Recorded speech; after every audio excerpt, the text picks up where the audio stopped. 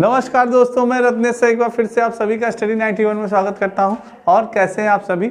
उम्मीद करता हूं आप सभी स्वस्थ होंगे, जहां भी होंगे मस्त होंगे। दोस्तों आज हम बहुत इंपॉर्टेंट टॉपिक लेके आए हैं, जिससे कि मैंने आपको बताया था कि अगर आपको सीटेट निकालना है, यूपी टेट निकालना है या सुपर टेट निकालना है, आपको कोई भी अगर आपको एग्जाम निकालना है तो आप बस प्रीवियस ईयर्स क्वेश्चन सॉल्व करते रहिए और आपका यूं चुटकियों में सिलेक्शन होगा। दोस्तों तो मैंने आपको बताया था कि सिलेक्शन पाने का सिर्फ एक रामबाण रास्ता है, वो है प्रीवियस ईयर्स क्वेश्चन। तो दोस्तों आज वही प्रीवियस ईयर क्वेश्चन मैं लेके आया हूँ आपसे, जो कि आपके एग्जाम में चाहे 2021 चाहे 2019 या 2020 में ऑनलाइन पूछे गए क्वेश्चंस हैं, वो क्वेश्चंस की श्रृंखला लेके आया हूँ। बहुत ही धमाकेदार सेशन होने वाला है। बस आप लोग इसी तरह से अपना प्यार बनाए रखिएगा, इसी तरह से अपना मूल्यांकन करिएगा, क्योंकि अपने आप का मूल्यांकन स्वयं कोई नहीं कर सकता दोस्तों। ठीक है, तो स्वयं मूल्यांकन करिए और जानिए कि आप कितने पानी में हैं और कितना आप कर पा रहे हैं, कितना नहीं कर पा रहे हैं। तो आइए सेशन स्टार्ट करते हैं। एक बार सेशन स्टार्ट करने से पहले सभी लोग एक बार लाइक कर दें और ज़्यादा से ज़्यादा शेयर कर दें। दोस्तों आइए स्टार्ट करते हैं अपना क्वेश्चन। दोस्तों सबसे पहले हिंदी 999 रुपये में यूपी टेट का बैच आपका। दोस्तों यूपी टेट का बैच आपका एक मिनट दोस्तों,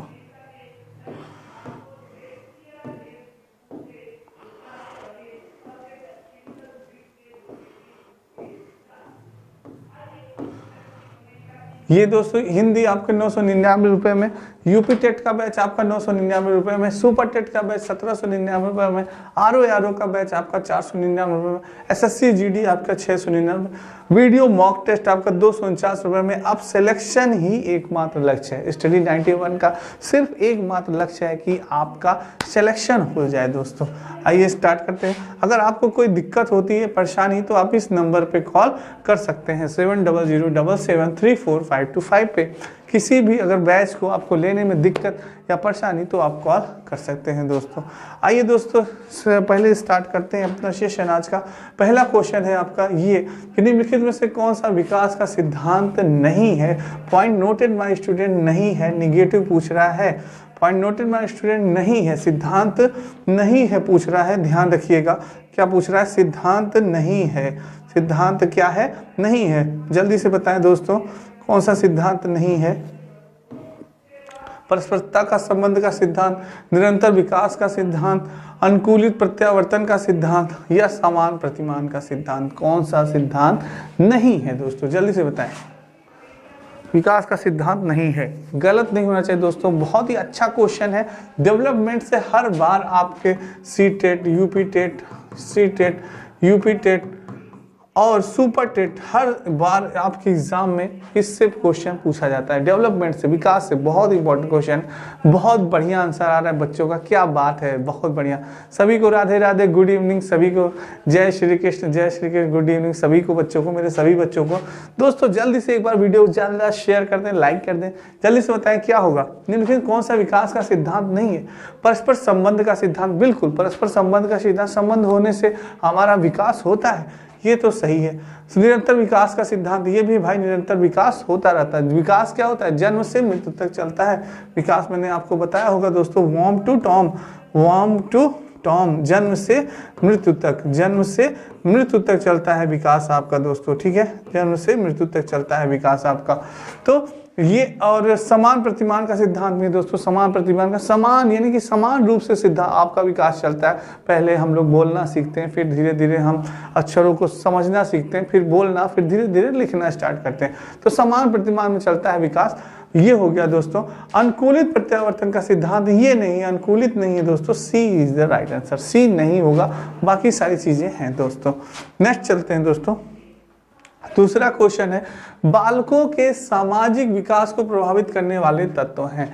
बालकों के सामाजिक विकास की बात कर रहा है दोस्तों, यानी कि आपका सोशल डेवलपमेंट की बात कर रहा है कि सोशल डेवलपमेंट यानी सामाजिक विकास को प्रभावित करने वाले, इफेक्ट करने वाले कौन कौन से कारक तत्व हैं? शारीरिक तत्व है, सामाजिक परिवेश तत्व है, आर्थिक तत्व है या वंशानुगत तत्व है? आखिर क्या होते हैं आपके सोशल डेवलपमेंट के तत्व दोस्तों? प्रभावित करने वाले तत्व आखिर कौन कौन से हैं? जल्दी से बताएं, जल्दी से आंसर दे दोस्तों। गलत नहीं होना चाहिए, मेरे किसी भी बच्चे का गलत नहीं होना। बहुत बढ़िया कमेंट आ रहा है, बहुत ही बढ़िया। क्या बात है, बहुत ही अच्छा कमेंट दे रहे हैं सारे बच्चे, बहुत ही बढ़िया दोस्तों, बिल्कुल सही। बालकों के, आपका क्वेश्चन है कि बालकों के सामाजिक विकास को प्रभावित करने वाला तत्व है, कौन सा तत्व है? सोशल डेवलपमेंट की बात करिए दोस्तों। क्वेश्चंस को आपको ध्यान से पढ़ना है। क्वेश्चन जब आप ध्यान से पढ़ेंगे उसके बाद ही आपको आंसर देना है दोस्तों। बिना क्वेश्चन को ध्यान से पढ़े आप आंसर मत दीजिएगा। बिल्कुल सही आंसर आ रहा है, बहुत ही अच्छा मेरे शेर आंसर दे रहे हैं, बिल्कुल सही आंसर दे रहे हैं। शारीरिक तत्व नहीं होगा आपका, आर्थिक तत्व नहीं होगा, वंशानुगत तत्व नहीं। भाई यहाँ पे सोशल डेवलपमेंट की बात कर रहे हैं, सामाजिक विकास की बात कर रहे हैं, तो सामाजिक विकास सामाजिक परिवेश में रहने से ना होगा, सामाजिक परिवेश जन्नत से रहने होगा। समाज के पार्ट क्या है? समाज के अंतर्गत क्या आता है? समाज के अंतर्गत हमारा विद्यालय आता है, समाज के अंतर्गत हमारा क्या आता है? विद्यालय आता है, और परिवार आता है, हमारा परिवार आता है, हमारे दोस्त आते हैं, हमारे दोस्त आते हैं, और संपूर्ण यानी कि आपकी प्रकृति हो गई, सारी चीज़, आस पड़ोस, सारी चीज़ें, ये सब क्या है? ये हमारे समाज के ही एक तत्व हैं, ये समाज के ही अंतर्गत आते हैं दोस्तों। सारी चीज़ें समाज के अंतर्गत आने वाले ये सारे तत्व जो हैं समाज के अंतर्गत आने वाले तत्व हैं। तो हमारा सामाजिक विकास कैसे होगा? जब हम सामाजिक परिवेश में रहेंगे, जानेंगे, बूझेंगे, तभी तो हमारा सोशल डेवलपमेंट होगा दोस्तों। तो ये सामाजिक परिवेश, तो B is the right answer. B जिसने भी दिया बहुत ही अच्छा आंसर दिया दोस्तों। नेक्स्ट है आपका, विकास के परिणाम स्वरूप नवीन विशेषताओं और नवीन योग्यताएं प्रकट होती हैं, यह कथन दिया था मेरिडिथ ने, हरलॉक ने, गेसेल ने, डगलस और हॉलैंड। बहुत इंपॉर्टेंट क्वेश्चन, वेरी इंपॉर्टेंट, कर लीजिए, very very important question. TET, C TET और सुपर टेट में आया हुआ क्वेश्चन है दोस्तों, और सुपर टेट में भी आ सकता है ये क्वेश्चन दोस्तों। आंसर गलत नहीं होना चाहिए दोस्तों, जल्दी से आंसर दें, और एक बार वीडियो को ज़्यादा से ज़्यादा शेयर कर दें, लाइक कर दें दोस्तों। विकास के परिणाम स्वरूप नवीन विशेषताएं और नवीन योग्यताएं प्रकट होती हैं, यह कथन किसने दिया था? विकास यानी डेवलपमेंट की बात हो रही है दोस्तों, जल्दी बताएं क्या होगा? बहुत ही अच्छा आंसर दे रहे हैं, बहुत अच्छा, जल्दी से आंसर दें दोस्तों, बहुत बढ़िया आंसर दे रहे हैं सारे बच्चे, जल्दी से आंसर दें, क्या होगा बच्चों?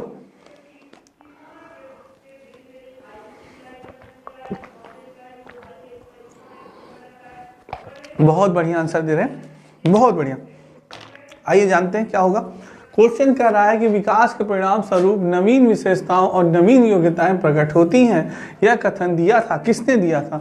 मेरिडिथ नहीं होगा दोस्तों, गैसेल नहीं होगा, डगलस और हॉलैंड नहीं होगा, हरलॉक दोस्तों, जिसने भी आंसर दिया B is the right answer. Hurlock महोदय ने ही कहा था जो विकास के परिणाम स्वरूप और नवीन विशेषताएं और नवीन योग्यताएं जो प्रकट होती हैं, यह कथन किसने दिया? ये हरलॉक ने कहा था दोस्तों। बिल्कुल सही आंसर आपने दिया, बहुत अच्छा दोस्तों। नेक्स्ट क्वेश्चन है आपका, कोहलर अपने प्रयोग से यह सिद्ध करना चाहता था कि अधिगम, अधिगम यानी लर्निंग की बात हो रही है दोस्तों, अधिगम यानी कि लर्निंग की बात हो रही है, लर्निंग यानी कि सीखना, लर्निंग यानी कि दोस्तों सीखने की बात हो रही है। किसकी बात हो रही है? सीखने की बात हो रही है। किसकी बात हो रही है? सीखने की बात हो रही है। चाहता था कि अधिगम जानवरों में मनुष्य से श्रेष्ठ है, एक स्वतंत्र क्रिया है, समग्र परिस्थिति का प्रत्यक्षीकरण है, या मानव की अधिगम प्रयोजन है। क्या है अधिगम दोस्तों? जल्दी से बताएं सारे दोस्तों, बताएं जल्दी से क्या होगा। कोहलर अपने प्रयोग से यह सिद्ध करना चाहता था कि अधिगम क्या है। कोहलर, देखिए दोस्तों, मैंने आपसे बताया है कि Kohler, Vygotsky, national education policy 2020, NCF 2005 और एनसीएफ 2021, और वाइगोस्की, सिगमंड फ्राइड, ये बहुत ही इंपॉर्टेंट है दोस्तों। आपके एग्जाम में हर बार इन टॉपिक से क्वेश्चन पूछे जाते हैं, तो इन टॉपिक्स को बहुत अच्छे से पढ़ लीजिएगा, आपका हर एग्जाम निकल जाएगा। जो टीचिंग से संबंधित एग्जाम है, चाहे सीटेट हो, यूपी टेट हो, सुपर टेट हो, रीट हो, चाहे जो भी एग्जाम हो टीचिंग से संबंधित दोस्तों, ठीक है। तो जल्दी से बताएं, बहुत बढ़िया आंसर आ रहा है, बिल्कुल सही। कोहलर अपने प्रयोग से सिद्ध करना चाहता था कि अधिगम सीखना कैसे जानवरों में मनुष्यों से श्रेष्ठ है, नहीं ये गलत है। एक स्वतंत्र क्रिया है, नहीं ये भी गलत है। मानव को अधिगम प्रयोजन पूर्ण है, नहीं ये भी गलत है। आपका समग्र परिस्थितियों का प्रत्यक्षीकरण है, समग्र परिस्थितियों का प्रत्यक्षीकरण यानी कि हर परिस्थिति में आदमी क्या करता है? सीखता है दोस्तों, चाहे वो आपकी यानी कि संकट की परिस्थिति हो या आपकी अच्छी परिस्थिति हो, हर परिस्थिति में मनुष्य क्या करता है? सीखता है। ये कोहलर ने प्रत्यक्षीकरण दिया कि हर व्यक्ति हमेशा सीखता है। सो कोहलर ने कौन सा सिद्धांत दिया था? सूझ एवं अंतर्दृष्टि का सिद्धांत कोहलर ने दिया था। जल्दी से कमेंट बॉक्स में करिए कि कोहलर ने किस पे प्रयोग किया था। तो कोहलर ने चिंपैंजी पे प्रयोग किया था, यानी कि वनमानुष पे प्रयोग किया था, वनमानुष पे दोस्तों। और वनमानुष का क्या नाम था? वनमानुष का नाम था सुल्तान। क्या नाम था दोस्तों? सुल्तान नाम था। क्या नाम था? सुल्तान नाम था। बिल्कुल सही आंसर दिया जिन बच्चों ने। क्या नाम था? सुल्तान। बहुत बढ़िया आंसर। नेक्स्ट है आपकी अपनी हिंदी, मात्र 299 रुपए में। वीडियो का बैच आपका 199 रुपए में। पेट कॉम्बो आपकी 350 रुपए में दोस्तों। पेट बुक आपकी 300 रुपीज़ में। आरो बुक आपकी 175 रुपीज़ में। लेखपाल कॉम्बो आपका 300 रुपीज़ में। और आप इस नंबर पे कॉल कर सकते हैं 7007734525 पे दोस्तों। ठीक है, फ्री डिलीवरी है, सभी ऑर्डर कर सकते हैं दोस्तों इस पे। और बेहतर नहीं, सबसे बेहतर है दोस्तों पढ़ें।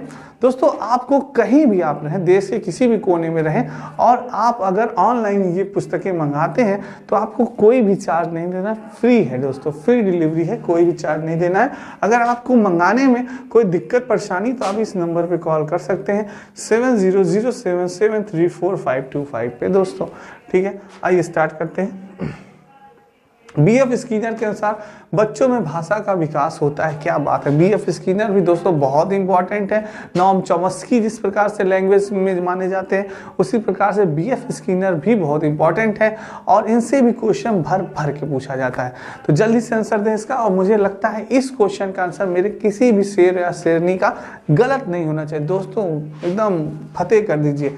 जल्दी से बताएं, बीएफ स्किनर के अनुसार बच्चों में भाषा विकास होता है अनुकरण एवं प्रबलन के फलस्वरूप, परिपक्वता के फलस्वरूप, जन्मजात क्षमताओं के फलस्वरूप, व्याकरण में प्रशिक्षण के फलस्वरूप। क्या होता है दोस्तों? जल्दी से बताएं।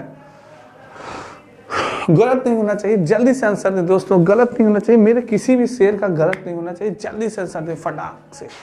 बहुत बढ़िया आंसर आ रहा है। कुछ बच्चे ए बता रहे हैं, कुछ बच्चे बी बता रहे हैं। देखते हैं। कन्फ्यूजन ही कन्फ्यूजन है, सॉल्यूशन का पता नहीं, अगरबत्तियां राख हो गई, गॉड फिर भी दिखा नहीं। हाँ चलिए, बहुत बढ़िया आंसर दे रहे हैं। देखते हैं किसका सही होता है। बिल्कुल सही दोस्तों, बिल्कुल सही। बीएफ स्किनर के अनुसार बच्चों में भाषा का जो विकास होता है वो कैसे होता है? परिपक्वता के फलस्वरूप? नहीं। जन्मजात क्षमताओं के फलस्वरूप? बिल्कुल नहीं, जन्मजात क्षमता के अनुसार नहीं होता। व्याकरण प्रशिक्षण के फलस्वरूप? नहीं। बीएफ स्किनर ने कहा कि अनुकरण एवं प्रबलन के फलस्वरूप होता है। जो बालक अनुकरण करता है, ऑब्जर्वेशन क्या होता है? ऑब्जर्वेशन दोस्तों, जो ऑब्जर्व करता है बालक, ऑब्जर्व करता है, वो ऑब्जर्व करके सीखता है, स्वयं अनुकरण करके सीखता है। वो देखता है, सुनता है उस चीज को, तो वो वही चीजें बोलता है दोस्तों। तो वो चीज है कि बीएफ स्किनर ने कहा कि बच्चों में भाषा का आविष्कार क्या होता है? अनुकरण एवं प्रबलन के फलस्वरूप होता है दोस्तों। ठीक है, बीएफ स्किनर ने किस पे प्रयोग किया था? जल्दी से बताएं कमेंट बॉक्स पे। बीएफ स्किनर ने किस पे प्रयोग किया था? आपके रैट पे प्रयोग किया था। और रैट पे ही प्रयोग किया था? नहीं सर, उसने कबूतर पे भी प्रयोग किया था। किस पे? कबूतर पे भी। कबूतर जा जा जा, हाँ, कबूतर पे भी प्रयोग किया था। किसने? आपके बीएफ स्किनर जी ने। ठीक है, नेक्स्ट है दोस्तों, निम्नलिखित में किसका नाम सुजान शास्त्र के पिता से जुड़ा है? सुजान शास्त्र के पिता किसे कहा जाता था? बहुत important question, very important question आया हुआ एग्जाम में है, सीटेट के एग्जाम में। सीटेट एग्जाम में दोस्तों, यूपी टेट में और सुपर टेट में भी आ सकता है ये क्वेश्चन। बहुत इंपॉर्टेंट क्वेश्चन है, जल्दी से बताएं। रास को कहा जाता था, गॉल्टन को, क्रोएमक्रो को, या वुडवर्थ को? किसे कहा जाता था सुजान शास्त्र का पिता दोस्तों? किसे कहा जाता था सुजान शास्त्र का पिता? जल्दी से आंसर दें, गलत नहीं होना चाहिए, किसी भी शेर का गलत नहीं होना चाहिए। सुजान शास्त्र का पिता किसे कहा जाता था? जल्दी से आंसर दें दोस्तों। बहुत ही बढ़िया आंसर आ रहा है, बहुत ही बढ़िया आंसर आ रहा है। मेरे बच्चे बहुत बढ़िया आंसर दे रहे हैं, सारे बच्चे बहुत बढ़िया आंसर दे रहे हैं। आखिर देखते हैं किसका सही होता है। बहुत बढ़िया। सुजान शास्त्र का पिता किसे कहा जाता था?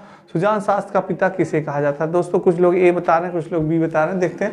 रॉस गलत है दोस्तों, आपका क्रो एंड क्रो ये भी गलत है, वुडवर्थ ये भी गलत है, Galton is the right answer. Galton को सुजान शास्त्र का पिता कहा जाता था। याद करिए दोस्तों, सुजान शास्त्र का पिता किसे कहा जाता था? गॉल्टन को कहा था। ऐसे लिख लिख के दोस्तों, सुजान शास्त्र का पिता किसे? भाई गाल्टन को। सुजान शास्त्र का पिता किसे कहा जाता था? गाल्टन को कहा जाता था, गाल्टन को। ऐसे बार बार लिख लिख के बोल बोल के याद करिए दोस्तों, तो बहुत जल्दी याद होगा। कैसे नहीं याद होगा, जरूर याद होगा। ठीक है, नेक्स्ट बात करते हैं दोस्तों, मूल प्रवृत्तियों के 14 प्रकार से। क्या रत्ने सर, क्या क्वेश्चन लाए हैं, तुरंत मेरे सारे बच्चे अभी आंसर देंगे। मूल प्रवृत्तियों के 14 प्रकार से वर्गीकृत किया था, किस महान आत्मा ने किया था? थार्नडाइक ने किया था, मैकडूगल ने किया था, ड्रेवर ने किया था, वुडवर्थ ने किया था, किसने किया था? जल्दी से आंसर दें, गलत नहीं होना चाहिए। मेरे किसी भी शेर और शेरनी का गलत नहीं होना चाहिए। जल्दी से आंसर दें सभी बच्चे, तुरंत आंसर दो बच्चों। क्या होगा? मूल प्रवृत्तियों की 14 प्रकार किसने किया था? जल्दी से बताएं। बिल्कुल सही आंसर दे रहे हैं दोस्तों। आपकी मूल प्रवृत्ति 14 प्रकार वर्गीकृत किया था। थार्नडाइक ने नहीं, ड्रेवर ने नहीं, वुडवर्थ ने नहीं, मैकडूगल जी ने किया था दोस्तों। B is the right answer. McDougall ने मूल प्रवृत्तियों के 14 प्रकार बताए थे। B is the right answer, बिल्कुल सही। नेक्स्ट दोस्तों, आरओ की समीक्षा अधिकारी सहायक समीक्षा कंप्लीट कोर्स मात्र 1999 रुपये में दोस्तों। Daily video classes, chapter wise test offline download आप कर सकते हैं। जो बच्चे आरओ की तैयारी कर रहे हैं उनके लिए रामबाण है दोस्तों, बहुत ही सुनहरा मौका है। आप सभी के लिए बहुत सुनहरा मौका है ये आरओ का। ठीक है, नेक्स्ट दोस्तों, बुद्धि के द्विकारक सिद्धांत के प्रतिपादक किसने दिया था? द्विकारक सिद्धांत की बात हो रही है कि बुद्धि के द्विकारक सिद्धांत का प्रतिपादन किसने किया? वर्नन ने किया, स्पीयरमैन ने, थार्नडाइक ने या स्टर्न ने? किसने किया था द्विकारक सिद्धांत का? बहुत इंपॉर्टेंट है दोस्तों, वेरी इंपॉर्टेंट, कर लीजिएगा। ये आपके एग्जाम में आ सकता है दोस्तों। सी-टेट में पूछा गया क्वेश्चन है, सी-टेट में पूछा गया क्वेश्चन है। जल्दी से बताएं, बुद्धि के द्विकारक सिद्धांत का प्रतिपादक किसने किया था? बहुत ही बढ़िया आंसर आ रहा है, बहुत बढ़िया, बहुत बढ़िया आंसर दे रहे हैं दोस्तों। क्या बात है, बहुत बढ़िया आंसर दे रहे हैं सारे बच्चे, जल्दी से आंसर दें। बहुत ही बढ़िया, बहुत बढ़िया आंसर आ रहा है दोस्तों, बहुत बढ़िया, बिल्कुल दोस्तों, बहुत अच्छा आंसर दिया। वर्नन नहीं होगा, Vernon is wrong, Thorndike is right, stern wrong. Spearman ने बुद्धि के द्विकारक सिद्धांत के प्रतिपादक कौन थे? स्पीयर, तुरंत लिखिए दोस्तों, तुरंत लिखिए, बुद्धि के द्विकारक सिद्धांत कौन थे? भैया स्पीयरमैन थे। कौन थे हमारे भैया? स्पीयरमैन। द्विकारक सिद्धांत किसने दिया? स्पीयरमैन ने दिया दोस्तों। तुरंत लिखिए, द्विकारक, बुद्धि के द्विकारक सिद्धांत, स्पीयरमैन, स्पीयरमैन, स्पीयरमैन। लिखिए दोस्तों, जितना लिखेंगे उतना याद होगा आपको। ठीक है, अब गलत नहीं होगा ये। नेक्स्ट चलते हैं दोस्तों, सीखने में प्रयास व भूल के सिद्धांत के प्रतिपादक किसने किया? क्या रत्नेश सर, कैसा हलवा क्वेश्चन। अरे भाई, हलवा क्वेश्चन भी गलत हो जाता है हमारे एग्जाम में। मैं इसलिए क्वेश्चंस लाता हूँ ऐसे कि जैसे कि बच्चों को याद हो जाए। मेरे बच्चे कभी भी ऐसे आसान क्वेश्चन को गलत न करें।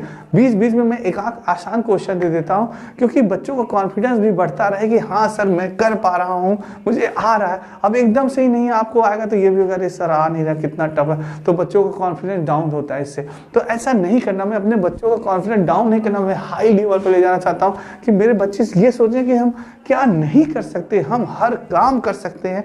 ऐसा कोई भी काम हो जो मैं नहीं कर सकता, आप भी कर सकते हैं, मैं भी कर सकता हूँ, हर बच्चा कर सकता है। बस आपके अंदर ये आत्मविश्वास होना चाहिए दोस्तों। तो इस बार सी-टेट पार, यूपी टेट पार, सुपर टेट पार, हर चीज़ पार, बस मेहनत करते रहिए, सिर्फ मेहनत मेहनत मेहनत, और कोई विकल्प नहीं है। सीखने और प्रयास में भूल सिद्धांत प्रतिपादक किसने दिया था? थार्नडाइक ने दिया था, पावलोव ने, कोहलर और गार्टन। गलत नहीं होना चाहिए। सीखने और प्रयास व भूल का सिद्धांत किसने दिया था? अरे भाई जल्दी से आंसर दें, बहुत बढ़िया आंसर आ रहा है, बिल्कुल सही आंसर आ रहा है, बिल्कुल बहुत बढ़िया दोस्तों। सीखने व प्रयास व भूल के सिद्धांत का प्रतिपादक किसने किया था? जल्दी से बताइए दोस्तों, बहुत ही अच्छा आंसर आ रहा है, बहुत बढ़िया, बहुत बढ़िया आंसर।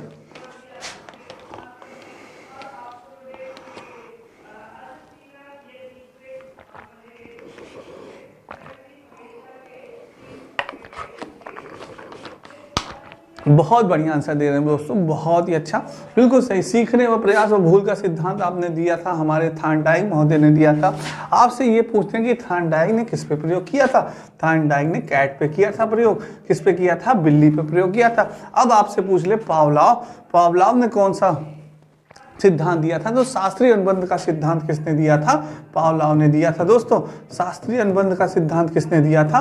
पावलोव ने दिया था। और पावलोव ने किस पे प्रयोग किया था? किस जानवर पे प्रयोग किया था? तो पावलोव ने डॉग पे प्रयोग किया था। किस पे किया था प्रयोग? डॉग पे किया था। ठीक है, तो डॉग। अब पूछ ले भाई कोहलर ने किया किसका प्रयोग? कोहलर ने सूझ एवं अंतर्दृष्टि का सिद्धांत दिया था, अभी मैंने आपको बताया, अभी डिस्कस हुआ। और कोहलर ने किस पे किया था? वनमानुष पे प्रयोग किया था। किस पे किया था? वनमानुष पे प्रयोग किया था। तो दोस्तों एक क्वेश्चन से आपका 3 क्वेश्चन तैयार हो गया। ठीक है, ये क्वेश्चन, ये बेसिक नॉलेज जो है दोस्तों, ये हमें मालूम होनी चाहिए, ये हम नहीं भूल सकते दोस्तों। ठीक है, नेक्स्ट चलते हैं। भाषा रूपांतरण सिद्धांत दिया था। भाषा रूपांतरण का सिद्धांत दिया था, किसने दिया था दोस्तों? बर्नस्टीन ने दिया था, चॉम्स्की ने दिया था, फिल्मर ने दिया था, या स्किनर ने? भाषा रूपांतरण सिद्धांत किसने दिया था दोस्तों? गलत नहीं होना चाहिए मेरे किसी भी बच्चे का, किसी भी शेर का गलत नहीं होना चाहिए। भाषा रूपांतरण सिद्धांत दिया था, किसने दिया था दोस्तों? जल्दी से बताएं, गलत नहीं होना चाहिए। भाषा रूपांतरण सिद्धांत, बहुत ही बढ़िया, बहुत अच्छा आंसर आ रहा है। कुछ बच्चे ए बता रहे हैं, कुछ बच्चे बी बता रहे हैं। देखते हैं किसका सही होता है, कौन सा मेरा शेर सही आंसर दिया है। बिल्कुल देखते हैं आखिर कौन सा सही देता है। बात हो रही है भाषा रूपांतरण के सिद्धांत की दोस्तों। तो भाषा रूपांतरण सिद्धांत बर्नस्टीन ने दिया था? नहीं भाई। फिल्मर ने दिया था? बिल्कुल नहीं। स्किनर ने नहीं। चॉम्स्की, मैंने कहा जब भाषा की बात आ जाए तो चॉम्स्की आंख मूंद के मार लीजिए, पर एक बार क्वेश्चन पढ़ लीजिएगा दोस्तों, एकदम आंख मूंद के मत मानिए। कहीं कहीं पे भाषा की बात हमारे स्किनर महोदय का भी होता है, पर यहाँ पे भाषा रूपांतरण सिद्धांत दिया था किसने? चॉम्स्की ने दिया था दोस्तों। तो B is the right answer. ठीक है, नेक्स्ट है आपका शारीरिक गठन। दोस्तों शारीरिक होगा, शारीरिक गठन के संदर्भ में कौन सा सही नहीं है? निगेटिव क्वेश्चन पूछ रहा है, नहीं है पूछ रहा है दोस्तों, नहीं है। मेसोमॉर्फिक नहीं है, एंटोगोनिस्टिक नहीं है, एक्टोमॉर्फिक नहीं है, एंडोमॉर्फिक नहीं है। कौन से शारीरिक गठन में सही नहीं है दोस्तों? क्वेश्चन बताइए, सही नहीं है, जल्दी से आंसर दें। गलत नहीं होना चाहिए दोस्तों, किसी भी बच्चे का मेरे गलत नहीं होना ये वाला क्वेश्चन। क्या होगा? शारीरिक गठन के संदर्भ में कौन सा सही नहीं है? जल्दी से आंसर दें दोस्तों।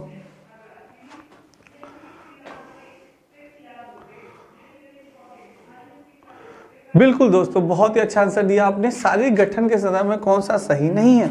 मेसोफॉर्मिक नहीं होगा, एक्टोमॉर्फिक नहीं होगा, एंडोमॉर्फिक नहीं होगा, एंटोगोनिस्टिक नहीं होगा दोस्तों। बी, बाकी चीजें हैं पर बी नहीं होगा दोस्तों, शारीरिक गठन में ये नहीं है। B is the right answer दोस्तों। नेक्स्ट है आपका लॉरेंस कोहलबर्ग के अनुसार 7-8 वर्षीय बच्चों में नैतिक निर्णय लेने की आधार क्या है? लॉरेंस कोहलबर्ग के अनुसार 7 से 8 वर्षीय बच्चों में नैतिक निर्णय लेने का आधार क्या है? सामाजिक व्यवस्था बनाए रखना, सामाजिक अनुबंध बनाए रखना, दंड और आज्ञा पालन, सार्वभौमिक नैतिक विकास। क्या होगा दोस्तों? गलत नहीं होना चाहिए, जल्दी से आंसर दें, किसी का भी गलत नहीं होना चाहिए। लॉरेंस कोहलबर्ग के अनुसार 7 से 8 वर्षीय बच्चों में नैतिक निर्णय लेने का आधार क्या है दोस्तों? जल्दी से आंसर दें, क्या है? गलत नहीं होना चाहिए दोस्तों, जल्दी से आंसर दें। बहुत ही बढ़िया आंसर आ रहा है, बहुत बढ़िया।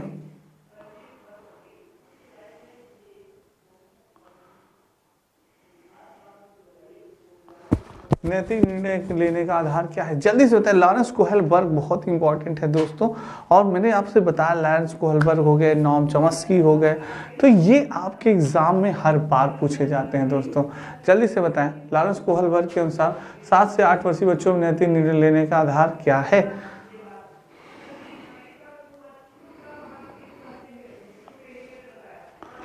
सामाजिक व्यवस्था बनाए रखना नहीं होगा दोस्तों, सामाजिक अनुबंध बनाए रखना नहीं होगा, दंड एवं आज्ञा पालन इज द राइट आंसर। बिल्कुल सही आंसर दिया, सी इज द राइट आंसर, दंड एवं आज्ञा पालन। लॉरेंस कोहलबर्ग के अनुसार 7 से 8 वर्ष बच्चों में नैतिक निर्णय का आधार क्या है? दंड और आज्ञा पालन, C is the right answer. Next चलते हैं दोस्तों। राष्ट्रीय शिक्षा नीति 2020 में निम्न में से कौन सा कथन प्रस्तावित है?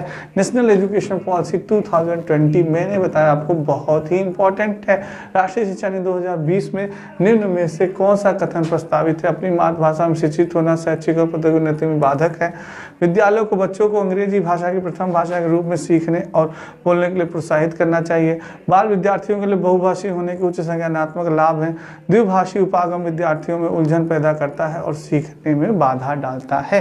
क्या होगा दोस्तों आंसर? बिल्कुल सही आंसर, जवाब जल्दी से दीजिए। बहुत बढ़िया, प्रस्तावित है। बिल्कुल दोस्तों, बहुत सही आंसर दिया, सी इज द राइट आंसर। बाल विद्यार्थियों के लिए बहुभाषी होने के उच्च संज्ञानात्मक लाभ होते हैं। बहुत अच्छा आंसर दिया बच्चों ने। बिल्कुल दोस्तों, नेशनल एजुकेशन पॉलिसी 2020 आपके लिए बहुत ही इंपॉर्टेंट है। इससे भर भर के क्वेश्चन पूछा गया सी टेट में, यूपी टेट में, सुपर टेट में, तो इसको जरूर पढ़ के जाना है दोस्तों, ठीक है।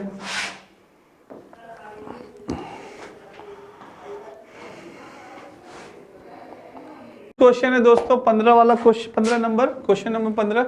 एक बच्ची लिखाई में निरंतर कठिनाई का सामना करती है। उसे अक्षर बनाने और शब्दों के बीच अंतराल करने में चुनौती महसूस होती है। यह लक्षण किस अधिगम विकार की ओर इशारा करता है? अधिगम विकार दोस्तों आपसे बहुत बार एग्जाम में पूछा जाता है। लर्निंग यानी अधिगम विकार दोस्तों बहुत ही बार आपसे एग्जाम में पूछा गया है आपके दोस्तों। ये आखिर क्या है, कौन सा इशारा करती है दोस्तों? पठन वैकल्य होगा, आलेख वैकल्य होगा, गणन वैकल्य होगा, ध्यान एवं अति संक्रियता विकार होगा। क्या होगा? अधिगम विकार से कई बार एग्जाम में क्वेश्चन पूछे गए हैं। आपके सी टेट के एग्जाम में, यूपी टेट, सुपर टेट, सब में दोस्तों एग्जाम में क्वेश्चन पूछे गए हैं। जल्दी से बताएं क्या होगा। एक बच्ची लिखाई में निरंतर कठिनाई का सामना करती है। उसे अक्षर बनाने और शब्दों के बीच अंतराल करने में चुनौती महसूस होती है। यह लक्षण किस अधिगम विकार की ओर इशारा करता है दोस्तों? जल्दी से बताएं दोस्तों। गलत नहीं होना चाहिए। बहुत अच्छा आंसर आ रहा है सारे बच्चों का, बहुत ही बढ़िया। बिल्कुल दोस्तों, बहुत ही अच्छा, बहुत बढ़िया। बिल्कुल पठन वैकल्य नहीं होगा दोस्तों, पठन वैकल्य नहीं होगा, गणन वैकल्य नहीं होगा। यानी गणन वैकल्य में क्या होता है? गणितीय विकार दोस्तों, जैसे क्या होता है, गणितीय विकार जो होता है वो क्या होता है? गणन वैकल्य में होता है। इसमें आलेख वैकल्य होगा। B is the right answer. जिसने भी दिया बी, बिल्कुल सही आंसर दिया आपने, बिल्कुल सही दोस्तों। यानी इसमें आलेख लेखन इसलिए क्योंकि उसको किस चीज का कठिनाई हो रही है? लिखाई में निरंतर कठिनाई हो रही है। किसमें हो रही है? लिखाई में उस बच्ची को निरंतर कठिनाई होती है। उसे अक्षर बनाने में और शब्दों के बीच अंतराल करने में क्या होती है? कठिनाई होती है। लिखने में कठिनाई होती है, इसीलिए आलेख वैकल्य होगा। B is the right answer दोस्तों। नेक्स्ट बात करते हैं, विकास की किस अवस्था में बच्चे कल्पनाशील वाले खेल में सक्रिय रूप से भाग लेते हैं? कौन सी बच्चे में कल्पनाशील में सक्रिय रूप से भाग लेते हैं? कौन सी अवस्था है? बहुत इंपॉर्टेंट क्वेश्चन है। शैशवावस्था, प्रारंभिक बाल्यावस्था, मध्य बाल्यावस्था या किशोरावस्था? कौन सी अवस्था है? वेरी इंपॉर्टेंट कर लीजिएगा दोस्तों, बहुत ही बार एग्जाम में पूछा जाता है ये क्वेश्चन। गलत नहीं होना चाहिए, मेरे किसी भी बच्चे का गलत नहीं होना चाहिए। ये बहुत अच्छा क्वेश्चन है, इंपॉर्टेंट क्वेश्चन है। जल्दी से बताएं कि विकास की किस अवस्था में बच्चा कल्पनाशील वाले खेल में सक्रिय रूप से भाग लेता है? सक्रिय रूप से भाग लेता है दोस्तों, कल्पनाशील वाले खेल में सक्रिय रूप से भाग लेता है। शैशवावस्था, प्रारंभिक बाल्यावस्था, मध्य बाल्यावस्था या किशोरावस्था? जल्दी से बताएं। बहुत ही अच्छा आंसर दे रहे हैं मेरे सारे बच्चे, बहुत ही अच्छा। यानी कल्पना में ही खेल रहा है दोस्तों, बहुत बढ़िया। आप सभी भी, हम सभी बच्चे होते हैं और कल्पना में खेलते होंगे। वो कौन सी अवस्था होती है? जल्दी से बताएं दोस्तों, सारे बच्चे जल्दी से आंसर दें। गलत नहीं होना चाहिए। कुछ बच्चे ए बता रहे हैं, कुछ बच्चे बी बता रहे हैं। देखते हैं किसका सही होता है। बहुत ही बढ़िया, बहुत बढ़िया आंसर दे रहे हैं सारे बच्चे, बहुत बढ़िया, वेरी गुड, बहुत बढ़िया। देखते हैं दोस्तों किसका सही होता है। बहुत ही बढ़िया दोस्तों, आइए जानते हैं किसका सही हो रहा है। विकास की किस अवस्था में बच्चे कल्पनाशील वाले खेल में सक्रिय रूप से भाग लेते हैं? कल्पनाशील वाले खेल में तो शैशवावस्था, आप जानते हैं शैशवावस्था की एज क्या होती है दोस्तों? जन्म से 2 वर्ष, जन्म से 2 वर्ष मानी जाती है आपकी क्या? शैशवावस्था दोस्तों, ठीक है। जन्म से 2 वर्ष मानी जाती है, ठीक है। अब बात करते हैं आपकी प्रारंभिक बाल्यावस्था। 2 वर्ष से आपके 3 वर्ष या कहीं कहीं देखा गया है 2 वर्ष से 6 वर्ष मानी जाती है आपकी बाल्यावस्था या मध्य बाल्य, ये प्रारंभिक बाल्यावस्था दोस्तों 6 से 12 वर्ष भी मानी जाती है बाल्यावस्था। ये दोनों अवस्था मिला के दोस्तों, प्रारंभिक बाल्यावस्था और मध्य बाल्यावस्था को मिला के क्या बनता है, आपकी बाल्यावस्था बनती है दोस्तों। क्या बनती है, बाल्यावस्था बनती है। इसलिए बाल्यावस्था को दोस्तों 6 से 12 वर्ष भी माना जाता है। 6 से कहीं कहीं इसमें दोस्तों बड़ा मतभेद है, कुछ लोग कुछ अलग बताते हैं, कुछ लोग कुछ अलग बताते हैं। तो एनसीईआरटी के अकॉर्डिंग 6 से 12 वर्ष दोस्तों बताया ना प्रारंभिक बाल्यावस्था। जल्दी से बताएं कौन सी अवस्था। और पर यहाँ पे दोस्तों बात हो रही है कि बच्चे कल्पनाशील वाले खेल होते हैं, कौन सी अवस्था में होते हैं, बिल्कुल सही आंसर आया, B is the right answer. प्रारंभिक बाल्यावस्था में बच्चे कल्पना में खेलते हैं दोस्तों। गेम जो खेलते हैं किसमें, कल्पना में खेलते रहते हैं, एकदम अपने ही में मस्त रहते हैं, अरे ऐसा वैसा, ठीक है। तो वो चीज है दोस्तों, B is the right answer. Next है आपका यूपी पुलिस कांस्टेबल का दोस्तों नया बैच प्रारंभ हो गया है, महा बचत ऑफर दोस्तों। जो बच्चे तैयारी कर रहे हैं 1499 रुपए में दोस्तों यूपी पुलिस का, आपका जो बच्चे तैयारी कर रहे हैं यूपी पुलिस कांस्टेबल, उनके लिए बहुत ही सुनहरा मौका है दोस्तों। इस बैच को आप ज्वाइन कर सकते हैं, महा बचत ऑफर है, कंप्लीट कोर्स मिल सकता है आपको, क्योंकि फिर शायद आपको दोस्तों ये बैच न मिल पाए, ठीक है। क्योंकि आपके जो जनरल कैंडिडेट स्टूडेंट होते हैं 18 से 23 साल उनकी उम्र होती है, बाद में फिर शायद दोस्तों वो सॉल्व कर पाए, उस लायक हो या न हो, तो ये चीज़ है, ठीक है। कंप्लीट कोर्स है, महाबचत ऑफर मात्र 1499 रुपये। नेक्स्ट है दोस्तों जीन पियाजे के संज्ञानात्मक विकास के सिद्धांत। संज्ञानात्मक विकास के सिद्धांत के अनुसार मूर्त संक्रियात्मक चरण में बालक निम्न में से क्या कर पाने के योग्य होता है। प्रतिवर्तन होगा, परिकल्पना आधारित निगमनात्मक तार्किक चिंतन होगा, अमूर्त चिंतन होगा, प्रतिज्ञापित चिंतन होगा, या क्या होगा दोस्तों, जल्दी से आंसर बताएं। जीन पियाजे के संज्ञान, जीन पियाजे चाचा आपके सीटेट में भर भर के क्वेश्चन पूछा गया इस बार, जीन पियाजे से, लेव वाइगोत्स्की से, कोहलबर्ग से। तो दोस्तों ये महान आत्माएं जो है बहुत इंपॉर्टेंट है आपके लिए, इनको आपको पढ़ के जाना है। तो जीन पियाजे चाचा को तो खास तौर पे पढ़ के जाना है, जो बच्चे अगर तैयारी कर रहे हैं टीचिंग की, बहुत इंपॉर्टेंट है जीन पियाजे। तो क्या होगा, जीन पियाजे के संज्ञानात्मक विकास के सिद्धांत के अनुसार मूर्त संक्रियात्मक चरण में बालक निम्न में से क्या कर पाने योग्य होता है। प्रतिवर्तन, परिकल्पना आधारित निगमनात्मक तार्किक चिंतन, अमूर्त चिंतन, प्रतिज्ञापित चिंतन। दोस्तों क्या होगा, जल्दी से आंसर दें, गलत नहीं होना चाहिए, मेरे किसी भी बच्चे का गलत नहीं होना चाहिए। क्या होगा इसमें, आंसर दें जल्दी से, सारे बच्चे आंसर दें दोस्तों, गलत नहीं होना चाहिए। बहुत ही बढ़िया।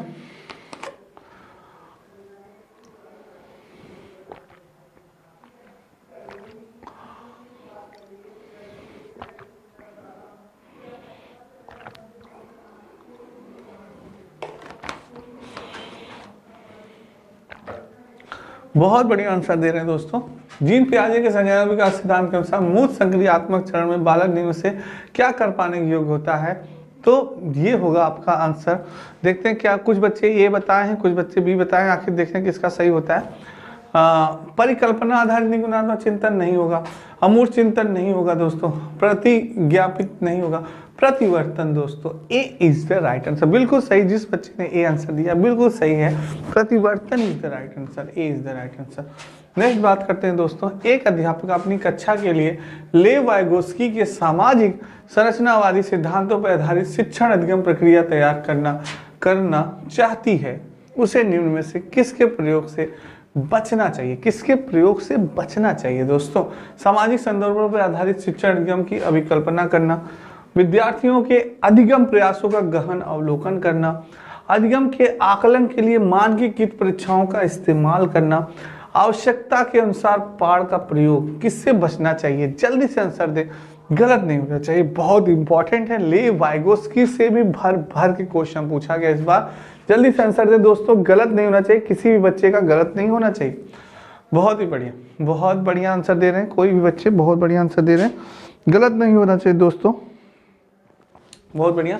एक अध्यापक अपनी कक्षा के लिए लेव वाइगोत्स्की के, बहुत बढ़िया आंसर आ रहा है, कुछ बच्चे ए बता रहे हैं, कुछ बच्चे बी बता रहे हैं, देखते हैं किसका सही होता है। बहुत बढ़िया, बहुत ही अच्छा, बहुत ही बढ़िया, बहुत बढ़िया आंसर दे रहे हैं, बहुत बढ़िया। दोस्तों क्वेश्चन ध्यान से पढ़िएगा, आप सभी से यही अनुरोध है कि जब भी आप क्वेश्चन का आंसर देते हैं तो क्वेश्चंस को एक बार दो बार आपको ध्यान से पढ़ना है दोस्तों। फिर आपको लगे कि अगर आंसर नहीं आ रहा है तो एक बार फिर से क्वेश्चंस को पढ़िए ध्यान से, देखिएगा। कभी कभी क्या होता है कि क्वेश्चन में ही आंसर छिपे होते हैं दोस्तों, ठीक है। और जब हम क्वेश्चन को एक दो बार पढ़ते हैं ना तो हमारे दिमाग में आंसर आने लगता है, क्योंकि अगर आपने कभी पढ़ा होगा इस क्वेश्चंस को तो तुरंत क्लिक करेगा आंसर, अरे यार ये आंसर होगा, यार ये आंसर होगा, तुरंत आपके दिमाग में आ जाता है जब हम क्वेश्चंस को एक या दो बार पढ़ते हैं दोस्तों, ठीक है। तो ये चीज है। आइए क्वेश्चन पढ़ते हैं कि एक अध्यापिका अपनी कक्षा के लिए लेव वाइगोस्की के सामाजिक संरचनावादी सिद्धांतों पर आधारित शिक्षण अधिगम प्रक्रिया तैयार करना चाहती है। उसे निम्न में से किसके प्रयोग से बचना चाहिए? किसके प्रयोग से उसे बचना चाहिए दोस्तों? क्योंकि वह वाइगोस्की के सामाजिक संरचना सिद्धांत पर आधारित शिक्षण अधिगम तैयार कर रही है। आइए देखते हैं किससे बचना चाहिए। सामाजिक संदर्भ पर आधारित शिक्षण अधिगम के, ये तो बिल्कुल उसे करना चाहिए, इससे थोड़ी बचना चाहिए, बिल्कुल यानी नहीं करना चाहिए, वही बात हो रही है। विद्यार्थियों के अधिगम प्रयासों का गहन अवलोकन, बिल्कुल विद्यार्थी आखिर सीखने के लिए, अधिगम यानी कि सीखने के लिए जो प्रयास कर रहा है उसका गहन अवलोकन, मूल्यांकन बिल्कुल करना चाहिए, ये भी सही है। आवश्यकता के अनुसार पाठ का प्रयोग, आवश्यकता के अनुसार पाठ यानी कि मदद, यानी कि थोड़ा सा सहयोग, थोड़ा सा आपको क्या करना, जैसे मैंने ना पाठ क्या होता है, सहारा देना। जैसे आप साइकिल सीख रहे हैं तो पीछे से आपके पिताजी, आपके बड़े भाई क्या करते हैं, सहारा देते हैं, वो क्या कहलाता है, वही आपका पाठ कहलाता है। तो बिल्कुल करना चाहिए भाई। अधिगम के आकलन के लिए मानकीकृत परीक्षाओं का इस्तेमाल, मानकीकृत परीक्षाओं का इस्तेमाल नहीं करना चाहिए इस समय।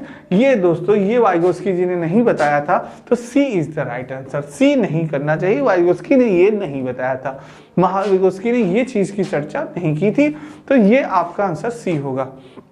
नेक्स्ट है दोस्तों हिंदी इंडिविजुअल का कंप्लीट कोर्स। दोस्तों आपको बैच प्रारंभ हो गया है आपका मात्र 999 रुपए में। कितने में? मात्र 999 रुपए में आपके हिंदी का इंडिविजुअल का बैच स्टार्ट हो गया है।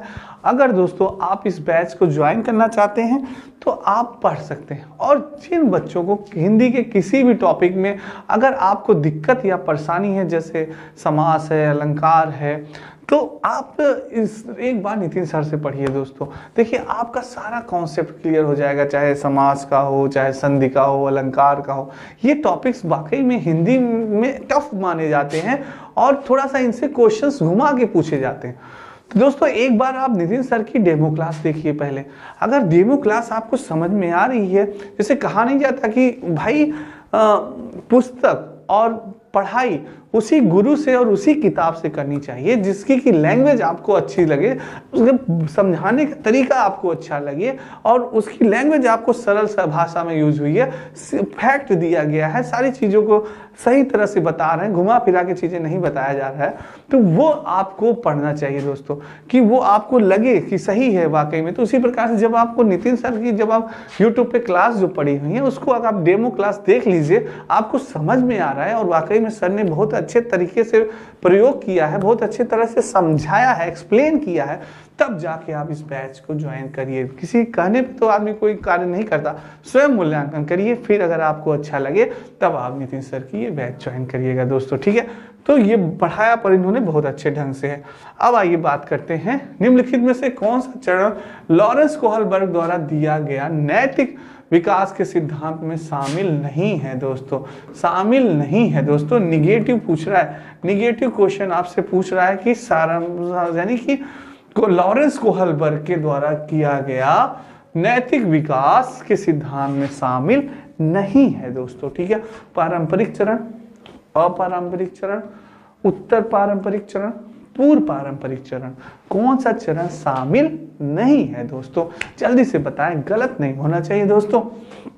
बहुत ही बढ़िया, बहुत बढ़िया आंसर दे रहे हैं मेरे सारे से, बहुत बढ़िया आंसर, सारे बच्चे जल्दी से आंसर दें, गलत नहीं होना चाहिए दोस्तों। पारंपरिक चरण, अपारंपरिक चरण, उत्तर पारंपरिक चरण या कौन सा होगा?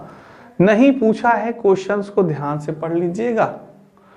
शामिल नहीं है दोस्तों, शामिल नहीं है, जल्दी से आंसर दें, बहुत बढ़िया। कौन सा चरण शामिल नहीं है?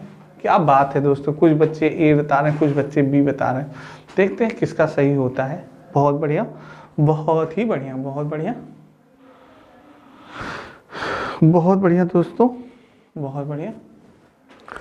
कह रहा है क्वेश्चन कि निम्नलिखित में से कौन सा चरण लॉरेंस कोहलबर्ग द्वारा दिया गया नैतिक विकास के सिद्धांत में शामिल नहीं है। क्या है? शामिल नहीं है। पारंपरिक चरण शामिल है, उत्तर पारंपरिक चरण शामिल है, पूर्व पारंपरिक चरण शामिल है, पर अपारंपरिक चरण की बात लॉरेंस कोहलबर्ग ने कहाँ की है दोस्तों?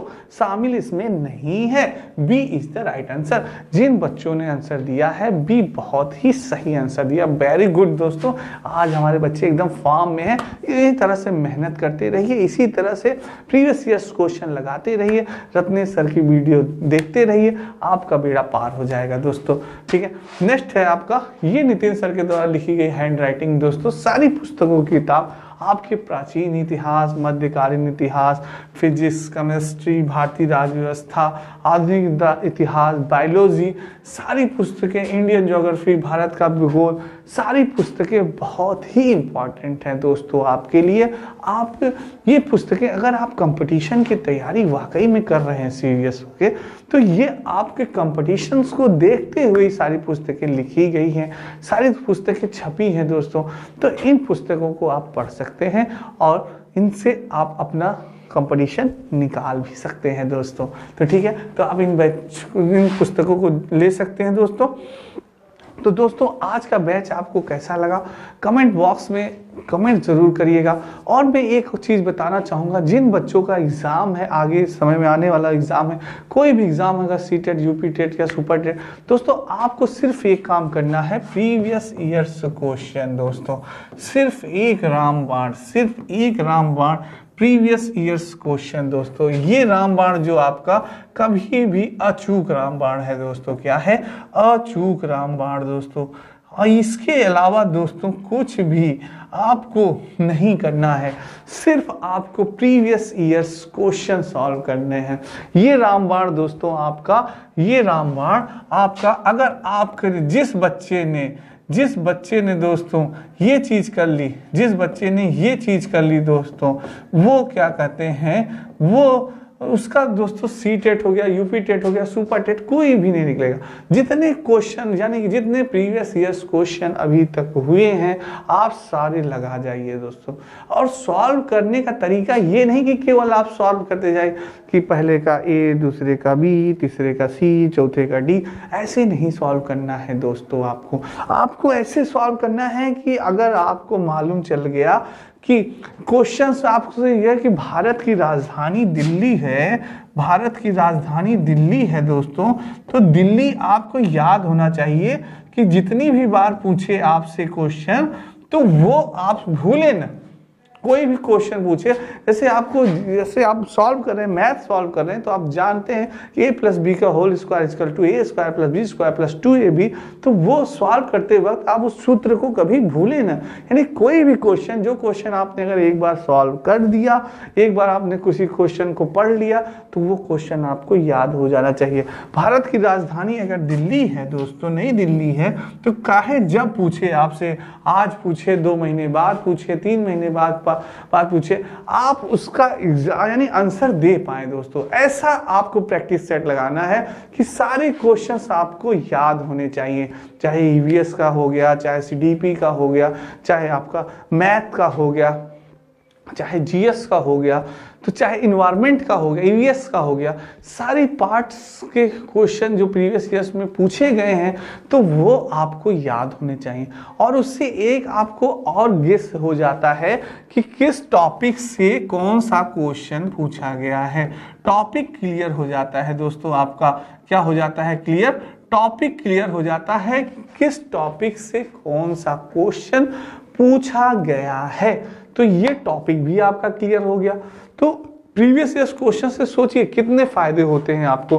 पहले तो आपको याद हो जाता है क्वेश्चन, अच्छा खासा कॉम्बिनेशन बन जाता है क्वेश्चंस का, अच्छा खासा आपके पास प्रश्न श्रृंखला हो जाती है कि जो आपको याद होती है, आपकी आंख से एक बार गुजर चुकी है, आप उसको पढ़ चुके होते हैं।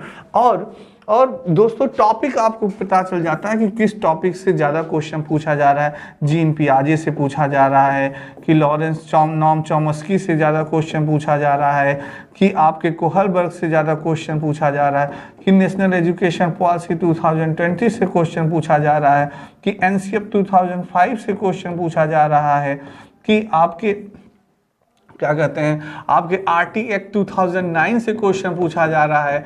आखिर क्वेश्चन पूछा जा रहा है तो कहाँ से पूछा जा रहा है, कहाँ से क्वेश्चन ज़्यादा पुटअप होते हैं? नेशनल एजुकेशन पॉलिसी 2020 से ज़्यादा क्वेश्चन पुटअप होते हैं, कि एनसीएफ 2005 से ज़्यादा क्वेश्चन होते हैं, कि जीन प्याजे चाचा उससे ज़्यादा क्वेश्चन पूछा जाता है, कि नॉम चोम्स्की से लैंग्वेज में ज़्यादा क्वेश्चन पूछे जाते हैं।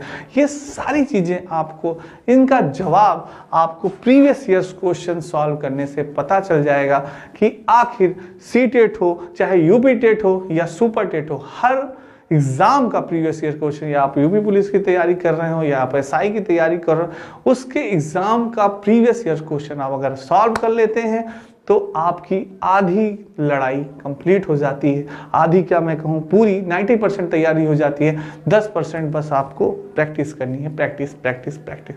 और इससे आपका टाइम मैनेजमेंट, सबसे इंपॉर्टेंट टाइम मैनेजमेंट बहुत अच्छा हो जाता है। टाइम मैनेजमेंट दोस्तों, जो बच्चे कहते हैं ना एग्जाम के हॉल में सर टाइम ही नहीं मिला दोस्तों, तो टाइम मैनेजमेंट इसमें प्रैक्टिस करने से आपका सेट हो जाता है। कब कितना समय मुझे ईवीएस में देना है, कितना समय मुझे सीडीपी में देना है, कितना समय मुझे मैथ में देना, ये सारी चीज़ें क्लियर हो जाती हैं दोस्तों। तो आज के लिए इतना ही। कल फिर दोस्तों बहुत ही इंपॉर्टेंट टॉपिक के साथ मिलेंगे और धमाकेदार सेशन होगा। तो दोस्तों अगर आपको वीडियो अच्छा लगा तो लाइक ज़रूर कर दीजिएगा, ज़्यादा से ज़्यादा शेयर कर दीजिएगा। दोस्तों आज के लिए इतना ही। राधे राधे, जय श्री कृष्ण, जय श्री राम और जय हिंद दोस्तों।